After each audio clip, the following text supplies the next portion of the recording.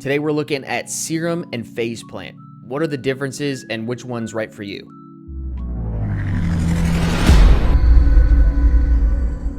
What's up guys, my name's Noah, I make music as Haterade and you're watching The Productive Producer. Before we get into today's video, I wanted to share with you guys my free finishing music checklist. This is a checklist that I made just for you guys, the productive producers, to help you guys finish more music. This channel is all about helping you make more music, get more reps in, because the more music you make, the better you will become at making music. That's just a fact. And a lot of guys get caught up on just trying to make the perfect song and tweak things and try to get it all perfect. And my checklist is how to get you past that and get you making more music consistently on a regular schedule. I really think it'll help you guys. So go check that out in the description of this video. So I got this idea for this video because I've heard a lot of people say that Serum and Phase Plant are very, very similar. And in some respects, they're right.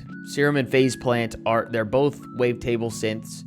They both are extremely powerful and they both can achieve relatively similar sounds. So I have them both here. I got Serum right there. That's the default skin, and then this is the default skin of Phase Plant. So let's talk about Serum and Phase Plant, what they cost.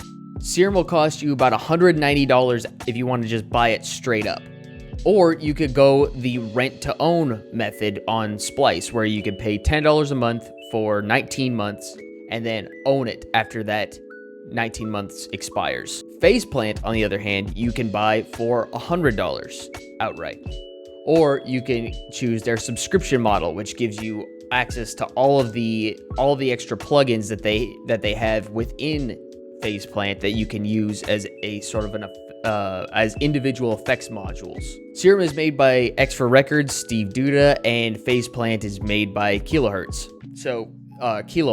Excuse me. And they're both very, very powerful. So what are the big differences? What should you choose, Phase Plant over Serum? We're gonna talk about some of the things, some of the pros, and I'm only including the pros for things that the other one doesn't, because what you've heard from a lot of people that Serum and Phase Plant are similar. You're right, they do a lot of things similar. So what we're going to talk about today are some of the differences. I'm going to highlight them as pros. In the pros Serum column is stuff that Serum has or does that Phase Plant can't, and vice versa for Phase Plant. Let's look at Serum. First pro is that it's very user-friendly. If I drag this here and play a note, I can see where that thing's moving. I can see what it's doing. It's very responsive, and it's very visual too. This thing moves along, like you can see the playhead moves along with that LFO shape, and it gives you that visual feedback, which a lot of younger, newer producers, they really get a lot out of. In Serum, you also have the wavetable editor, where you can come in here and you can make changes to the wavetable just by adding harmonics here and there, and you could change how a wavetable sounds just by going in and editing it. The wavetable editor is very, very much in depth inside Serum, and if that's something that you can really get into, that's awesome. You also have the ability to save effects chains, which is something that's so cool. You can come in here, you could lock an effects chain and flip through presets and find a brand new preset and apply the effects chain from the other preset onto this one, onto the new one. And you could just continuously do that. You can also save it for later use too. If you wanted to come in here and save the effects chain or load a previous effects chain, you could do that as well, which is another huge benefit. The impulse response filters that Serum has, the Combs filter specifically, and the all passes and reverb filters, like these are just staples of a lot of EDM sounds now.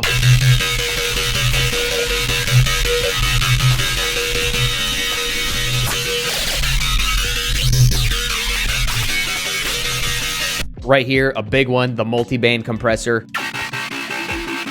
I mean, that's without the compressor. Here, we'll turn this off. And then multiband.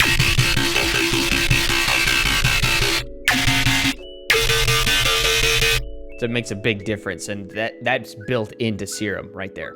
The interface of Serum is very, I mean, there's not a whole lot on the front end, so it doesn't feel as daunting, and it's set up to really get the ball rolling for you, which is good. It's you just click things on and things start to work, which is huge for newer producers. The next one is custom skins. You can customize skins. Shout out Echo Soundworks. A lot of people, when I posted the Ableton update video last week, a lot of people were asking about this skin that, and this is what my buddy Shane, shout out Echo Soundworks, he made this. You can go get this on his channel. I mean, this is such a cool thing you can do. You can come in and change around the colors of what your Serum looks like, and I mean, that's just a really cool feature to have.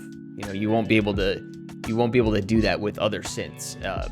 And unfortunately, you can't do it with Faceplant, to my understanding. Another advantage that Serum has, a pro for Serum, is that they have a lot of custom wavetables. A lot. And again, they're all really functional wavetables, all different in their own way. And you don't even have to purchase any wavetables or make your own to get these crazy sounds. You could get them right out of the box. Most of the sounds I make are just from default wavetables. So it's a you know, even the basic shapes, you know, all of these different analog shapes in here, they're really handy, and they come stock with Serum. Another pro is that Serum is insanely popular. Everybody has Serum, everybody knows how to use Serum, and you can find so many resources that teaches you how to master Serum. The last benefit is the rent to own function. It has changed the game for a lot of producers. They've been able to get their hands on some plugins that they otherwise wouldn't be able to have. Serum was one of the first plugins to be rent to own, which has been really consumer friendly, and I love Serum for that. Okay, so we talked about all the good stuff about Serum. Let's talk about the good stuff about Faceplant. This thing is so customizable. You can move things around all over the place and route them. You can see how the routing goes here. You can route this to that thing and then that to this thing, and it's highly flexible. I mean, we were just looking at the oscillators where we can add wavetables. This one has a sampler in it. You'd be like, well, Noah, you can use the noise oscillator as a sampler. Yes, that's true. In Serum you can do that, but this one takes it to another level. This is an actual sampler.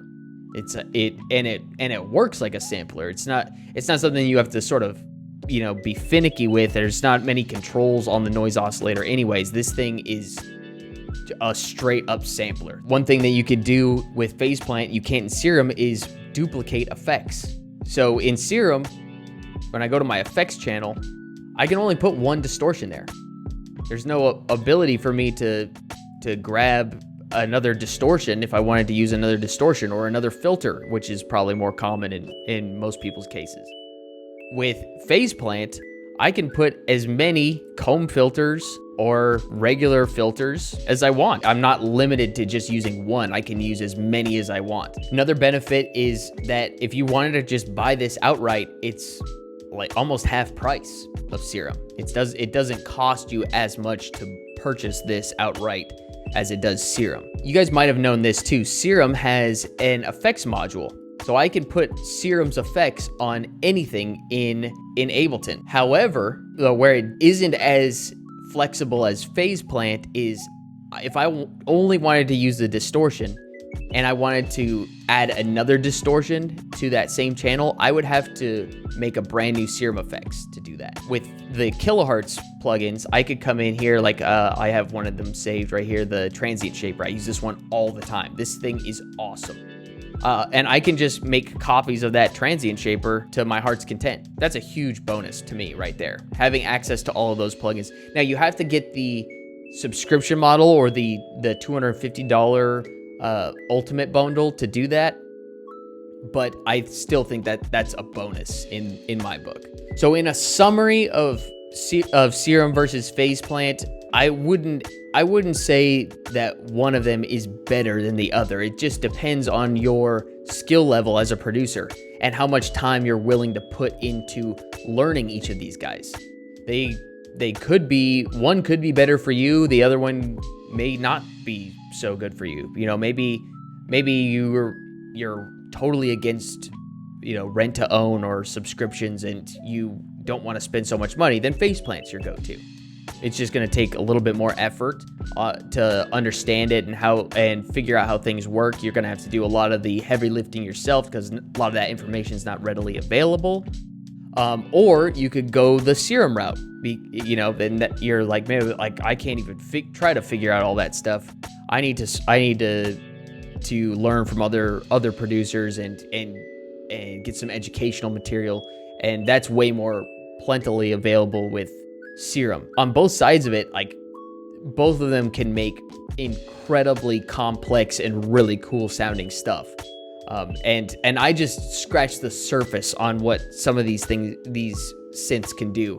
You can really get in depth with a lot of this stuff and it really makes some cool stuff. So whichever one you decide to go with, it'll probably be a good choice.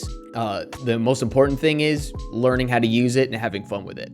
So did I miss any features that I should have talked about with Serum or Faceplant? If you guys have any tips for both Serum or Faceplant, let me know in the comments. Don't forget, guys, the free finishing music checklist is available to you for free. The download is in the description of this video, and I really think it'll help you guys. It's helped a lot of people so far, and these are tips that I use in my personal production routine that have helped me over the years, and I think they can really help you too. Thanks for watching. We'll see you next Friday for next week's video. Peace.